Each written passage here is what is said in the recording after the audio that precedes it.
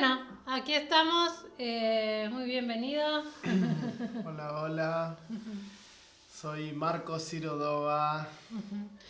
Bueno, estamos listos para comenzar entonces, ¿sí? Bueno, y hoy decíamos que estamos por encarar este tema de cómo prevenir el abuso infantil. Y bueno, uno de los puntos importantes es poder entender de qué estamos hablando cuando hablamos de abuso, ¿no? ¿A qué nos referimos cuando hablamos de abuso? Y la realidad es que hay, abuso cuando una persona ejerce su poder sobre otra en inferioridad de condiciones, ¿no? Es como una relación asimétrica, ¿no? Entonces, por ejemplo, alguien con mucha fuerza descarga violentamente su fuerza sobre otro que está en inferioridad de condiciones. Entonces, este tipo de abuso puede darse entre adultos y niños o entre adolescentes y niños preescolares. Siempre que haya una mayoría de 5 años de diferencia de edad, estamos hablando ya de situaciones donde hay una preponderancia de fuerza, de poder y de conocimiento de una de las partes en detrimento de la otra, ¿no? Entonces, ¿querés compartirnos cuál es, según la Organización Mundial de la Salud, lo que definen como maltrato infantil? Bueno, bien.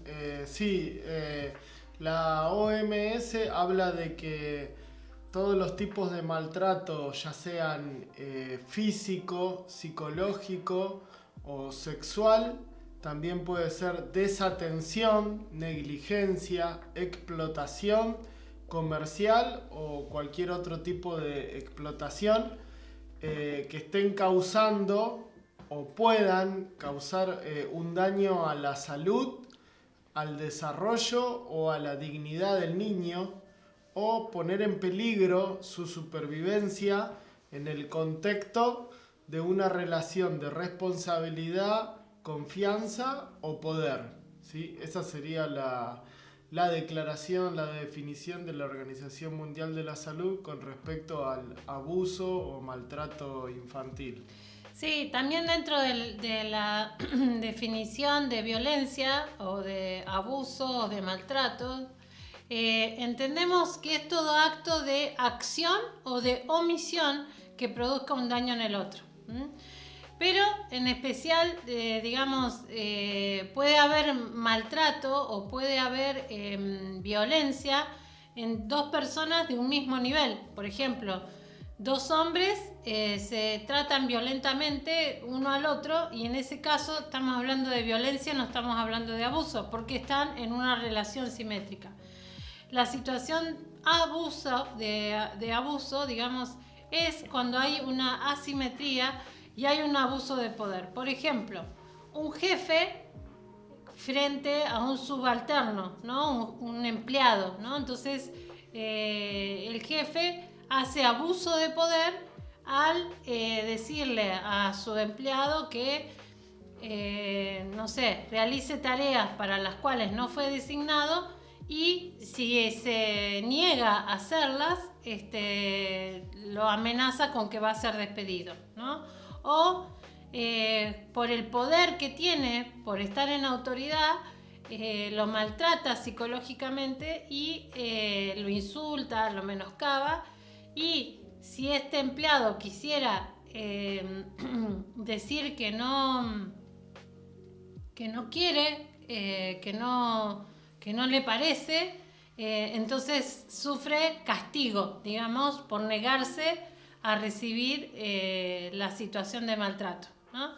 Lo mismo sucede en cualquier tipo de relación donde hay, una superioridad de una de las partes e inferioridad de la otra, ¿no?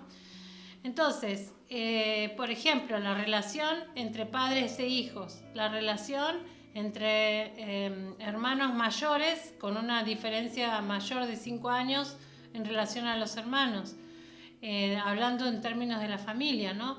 Cualquier pariente de la familia, como abuelos, tíos, tías, en relación a sus sobrinos, nietos, estamos hablando que si hubiera algún abuso del poder, abuso nos referimos en este sentido, es decir, como es una relación donde uno de los dos tiene más autoridad que el otro, entonces se aprovecha de esa autoridad para ejercer algún tipo de daño sobre el que no tiene poder, ¿no? Entonces, en este tipo de situaciones es cuando estamos hablando de abuso, ¿no? Ahora, la pregunta sería, ¿qué tipos de abuso puede haber en la infancia, ¿no? Como decíamos, entonces, los abusos por lo general están perpetrados por una persona de autoridad, alguien que tiene un mayor poder por sobre el niño, ¿no? Ahora, ese tipo, digamos, de abuso podemos enmarcarlo dentro de lo que sería el abuso a nivel físico, corporal, a nivel emocional y hasta a nivel espiritual. ¿Nos querés contar un poquito?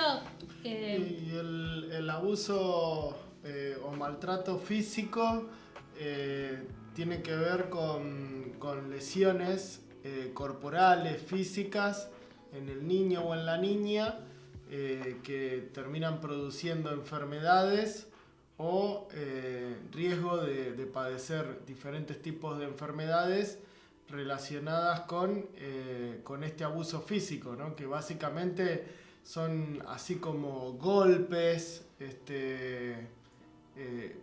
todo tipo de golpes en diferentes partes del cuerpo.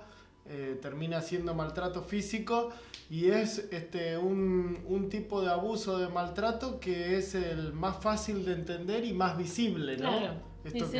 que va a aparecer muy probablemente moretones, etcétera, etcétera. Ahora, hay otro tipo de abuso que no es visiblemente corporal como pero sí tiene que ver con un daño psicológico, emocional, al cual se le denomina abuso o maltrato emocional o psicológico, que tiene que ver con actitudes de carácter verbal, ¿no? Actitudes hacia el niño que le provocan o le pueden provocar daños psicológicos. Como por ejemplo, ¿qué sería?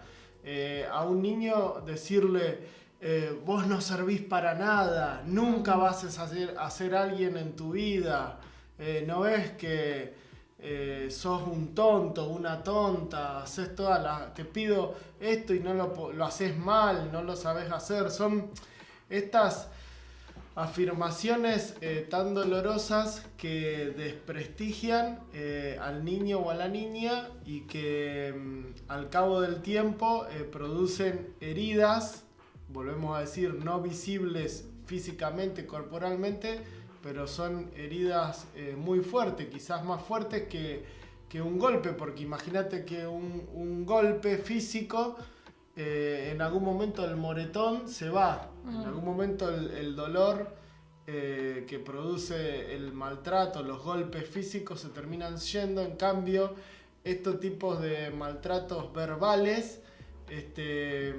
cuestan mucho más sanarlos, ¿no? En estos casos, sin duda que necesitamos hablar con profesionales del tema, psicólogos, psiquiatras, terapeutas, consejeros, y también lleva por ahí mucho tiempo, podríamos decir años, sanar este tipo de heridas. Bueno, hay otro tipo de abuso o maltrato que sería negligencia, que es cuando hacemos un cuidado inadecuado del niño, o lo desatendemos de sus necesidades básicas y de nuestros deberes de cuidado, de protección, ¿sí? ¿Y a qué nos estamos refiriendo con esto?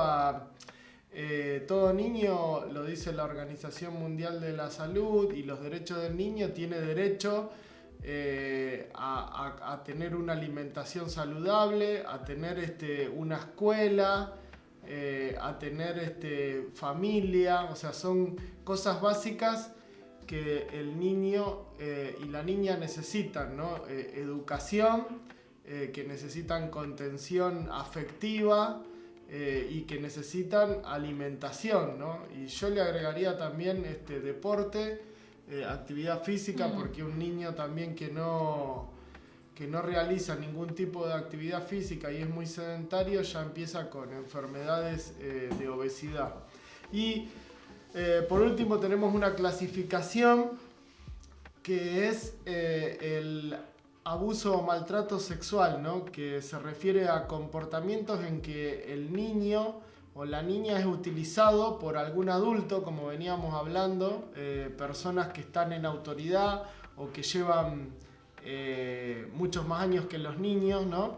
También pueden ser hermanos mayores, ¿no? Por eso hablamos no solo de padres, de madres, de tíos, de abuelos, sino hermanos mayores que utilizan al niño como medio para obtener estimulación o gratificación sexual, ¿sí? Dentro de este tipo de abusos tenemos desde lo que son los manoseos, los toqueteos, hasta lo que son las violaciones, la pedofilia, y bueno, este es el abuso más dañino, más cruel, ¿no? De todos, y sabemos que desgraciadamente es algo muy vigente hoy en día y que estadísticamente se da dentro de la familia, ¿no? Siempre pensamos que en general esto está fuera de nuestra familia, de nuestro círculo más cercano, pero las estadísticas, vuelvo a repetir, de la Organización Mundial de la Salud y de todos los organismos que se dedican a estudiar, dicen que más del 50% de los abusos sexuales de los niños es en su círculo familiar, ¿sí? Quizás no sea mamá, papá, pero puede ser un tío, una tía, un primo, una prima, un abuelo, una abuela, bueno, etcétera, etcétera. Sí, realmente estos datos cada vez son más alarmantes en el crecimiento, ¿no? De todas formas, tenemos que saber que este tipo de abuso existió desde que el mundo es mundo, ¿no? Justamente porque el niño no tiene cómo defenderse. También dentro de lo que se considera abuso, a mí me gustaría mencionar porque siempre que, como les decía, cada vez que hablamos de abuso, estamos hablando de una diferencia de fuerzas, ¿no? Hay uno que digamos, uno de los dos que no tiene cómo defenderse, ¿no? Frente al otro que tiene más fuerza, tiene más poder, tiene más autoridad, ¿no?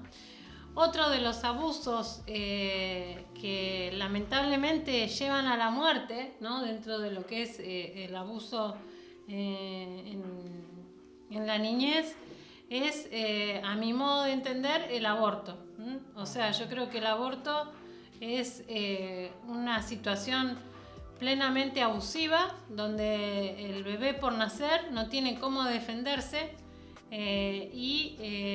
digamos, es eliminado en su vida por no tener cómo defenderse, no tiene cómo defenderse. Por eso es que trabajamos desde Fuego de Hogar en la prevención. Pero para eso tenemos que poder identificar de qué se trata cuando estamos hablando de abuso, ¿no?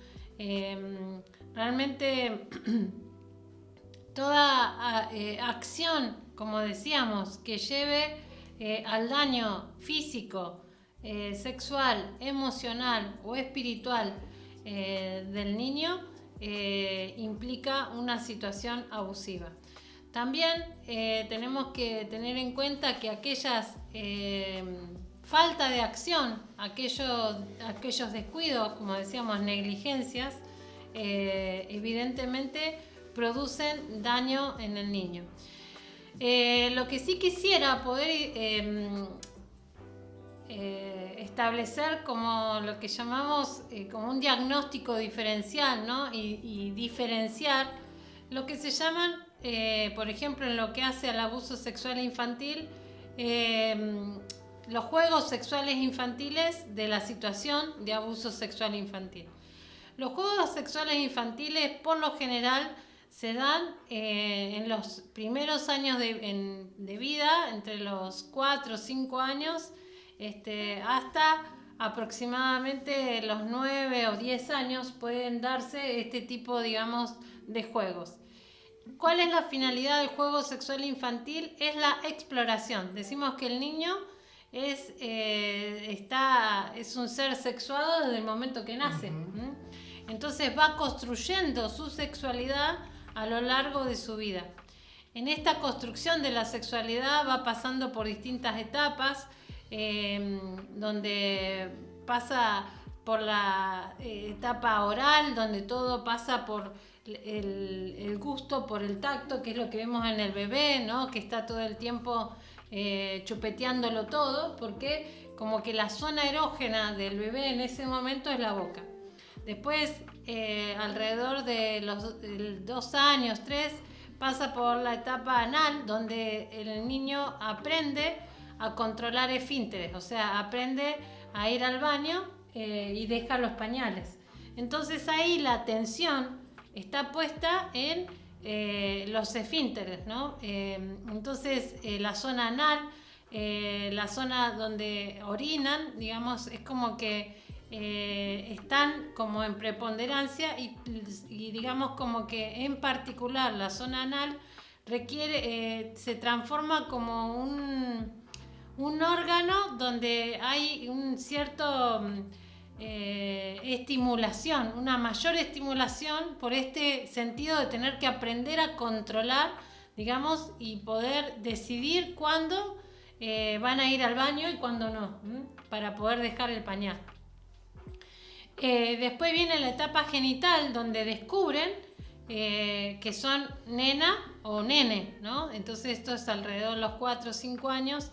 Entonces ahí hay un interés mayor en, digamos, las nenas en su vagina, en su vulva y en el pene en cuanto al varón.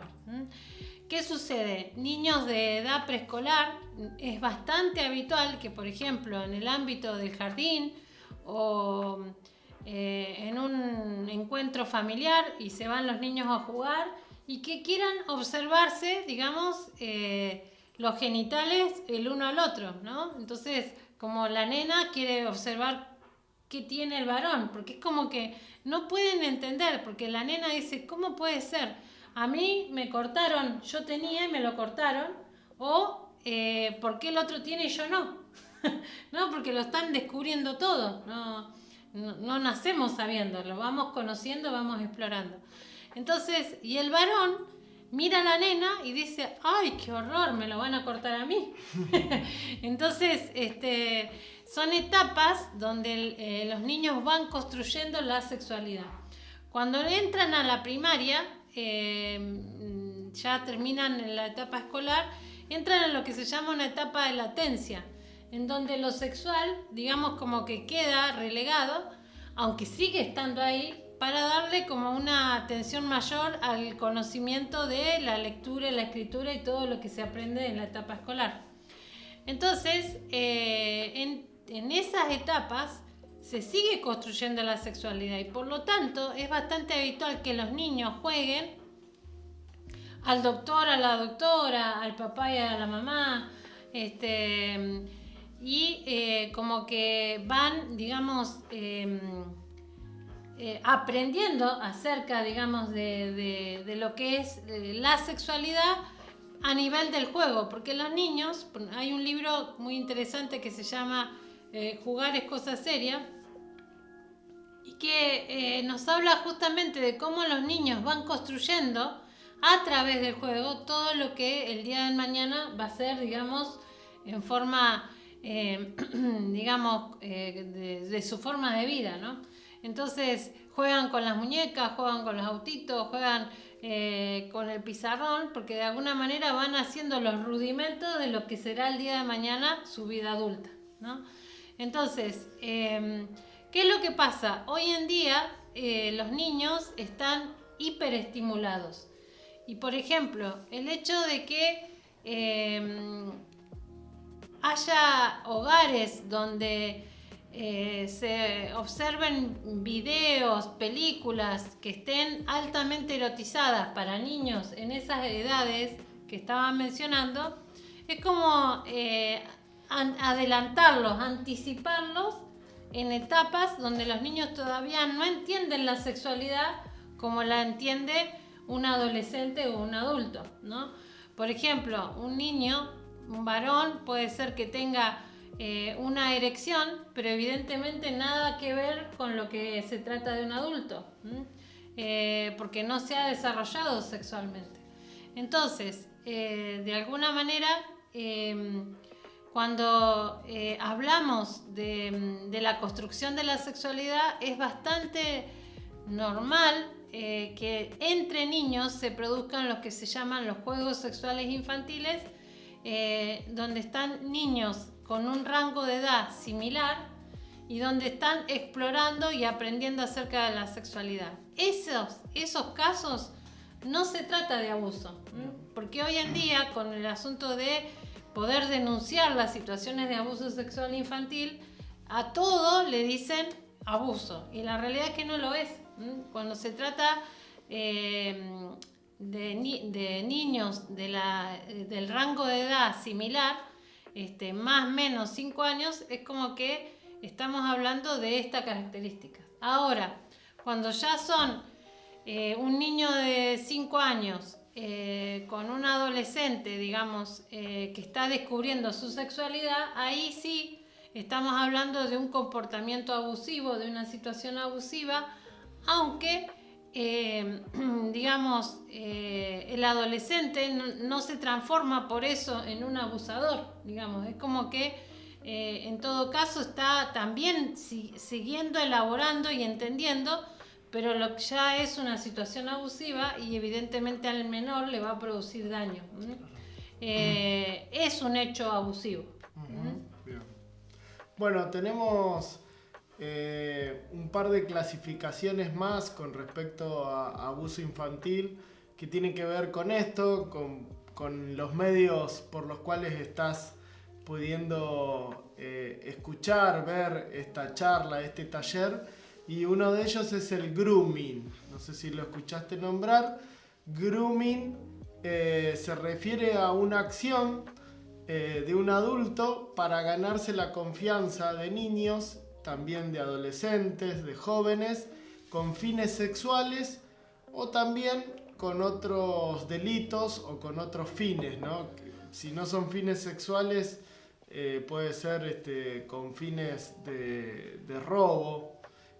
Y bueno, ¿cómo se hace esto? A través de perfiles falsos en internet, ¿sí? Es como que el adulto no se va a promover como adulto cuando tiene estas intenciones, sino que se hace un perfil de un par, ¿no? De un niño, de un adolescente, ¿sí? ¿Cómo podemos prevenir el grooming? No aceptando a personas desconocidas en el mundo real, ¿sí? O sea, muchas veces los niños y los adolescentes les cuesta diferenciar, porque ya son nativos digitales, lo que es el mundo real del mundo de las redes sociales, ¿no? Hay algunas redes que las amistades se aceptan y hay otras redes que se siguen, ¿no? Entonces, en un caso sería no aceptar a las personas desconocidas y en otro caso sería no seguir a personas desconocidas, ¿no? Utilizar contraseñas privadas y complejas para que no puedan, como se dice hoy en día, hackear el perfil. No publicar información personal en redes sociales. Muchas veces los niños, adolescentes, publican todo. Me fui de viaje y todo este tipo de cosas.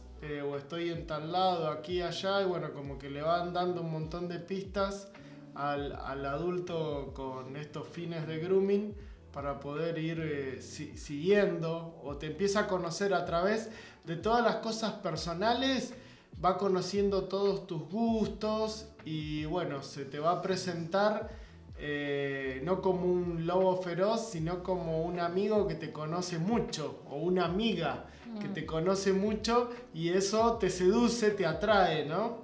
¿Por qué? Porque te hace todo un estudio a través de las redes de tu perfil. Y es en base a información íntima y personal que vos estás publicando. Bueno, no programar citas reales con alguien que solo se conoce por redes sociales. Otro consejo, ¿no? De cómo prevenirlo, porque todo este estudio que te contaba termina generalmente en una cita, ¿sí? Y bueno, y en esa cita desgraciadamente se producen secuestros, abusos, violaciones, ¿no? Y bueno, y utilizar perfiles privados en redes sociales. Todas las redes sociales no lo tienen de manera muy amigable, pero lo tienen, ¿sí? Porque es como que hay una ley donde todas las redes, o sea, vos te haces el perfil estándar y es recontra público, para nada privado. Y tenés que asesorarte con alguien entendido en redes para pedirle que tu perfil se haga privado, cosa que solamente personas de tu círculo íntimo, de tus amigos, lo puedan ver. Pero por último te vuelvo a decir que si aceptás a personas desconocidas en el mundo real, no sirve el perfil privado, ¿no? El perfil privado, como lo dice la palabra, te produce como un escudo, un anillo para gente externa a tus amigos en la red, pero una vez que vos lo aceptaste como amigo, ya está dentro, ¿sí? Bueno, otra de los abusos que hay en las redes se denomina sexting, ¿sí? Este término implica la transmisión o la recepción de imágenes, videos que conllevan un contenido sexual, ¿sí? A través de las redes sociales, ya sea con o sin autorización de quien los coloca en el medio, ¿sí?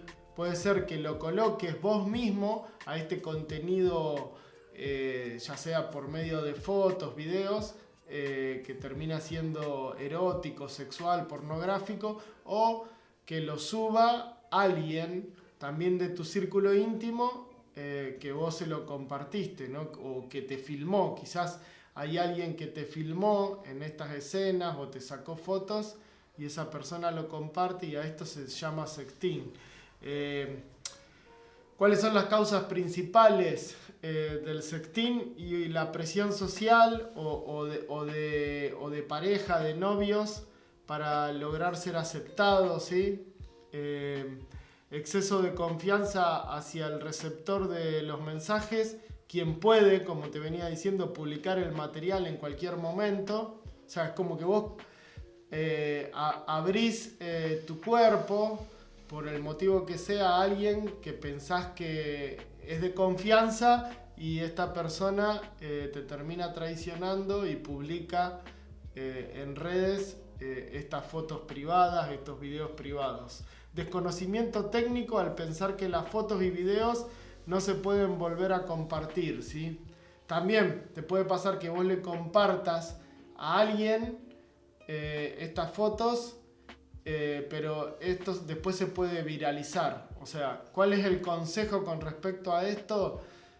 No te saques ninguna foto ni te hagas ningún video, ya sea vos o con algún amigo o amiga de mucha confianza con alto contenido sexual, porque esto se puede viralizar y te puede causar mucho daño, es muy nocivo. Hay muchos casos que desgraciadamente por esto llegan al suicidio, ¿no? Porque una vez que se suben estos contenidos a las redes, se viralizan rápidamente y es muy difícil eliminarlos, ¿sí?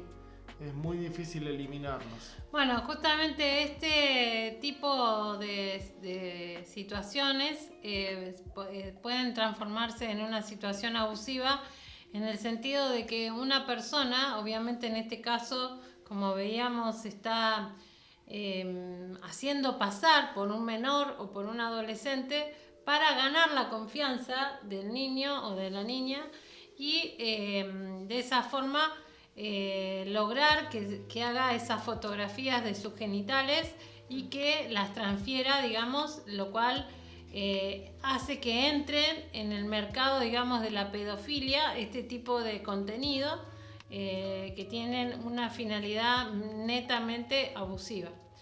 Entonces, realmente estamos así, como presentando un poco todos los tipos de abusos, ¿no? En lo que es en lo sexual que hoy en día estamos viendo. También estamos diferenciando con los juegos sexuales infantiles y por el otro lado viendo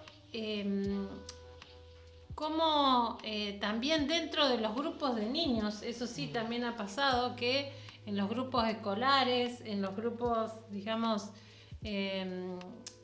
se pasan fotografías de los genitales y evidentemente eso ya pasa a ser un material de comercio, ¿no? Claro. Sabemos que el comercio de la pedofilia es uno de los grandes comercios que se está moviendo, lamentablemente, con mucha velocidad y con un desastre, digamos, de maldad, porque justamente es un comercio que la pedofilia, estamos hablando del abuso de un menor desconocido sobre un menor, de un mayor sobre un menor, utilizando, digamos, en principio imágenes sexuales del niño, o sea, de sus genitales, con la finalidad de así como imágenes eróticas tipo pornográficas, pero se trata de niños, ¿no? Entonces, lamentablemente en estos casos se busca también acceder a los niños físicamente, por lo cual está funcionando una red, digamos, muy fuerte de trata de personas. Son niños que son secuestrados y después son vendidos como esclavos sexuales, ¿no? Para ilustrar todo esto que estamos hablando, recomendamos que vean la película Sonido de Libertad, que realmente aborda este tema de una manera muy, muy fuerte, muy particular, para hacernos tomar conciencia de la importancia del cuidado de los niños, ¿no? Y que como comunidad, digamos, también tenemos que tomar conciencia de que quizás nuestros hijos los cuidamos, estamos pendientes, pero tal vez a la vuelta de la esquina, en un barrio cercano al nuestro, están habiendo niños que lamentablemente, como decías vos, por negligencia, por falta de acción en el cuidado, esos niños terminan quedando como vulnerables y víctimas fáciles para este comercio, ¿no? De red que hace a la pedofilia, ¿no? Entonces, advertirles a esas madres, tomarnos por ahí un poco el trabajo de advertirles, de trabajar en concientizar en la necesidad de no dejar los niños solos en la calle, de no dejarlos ir con desconocidos y trabajar en prevención, ¿no? ¿Cómo seguimos con esto?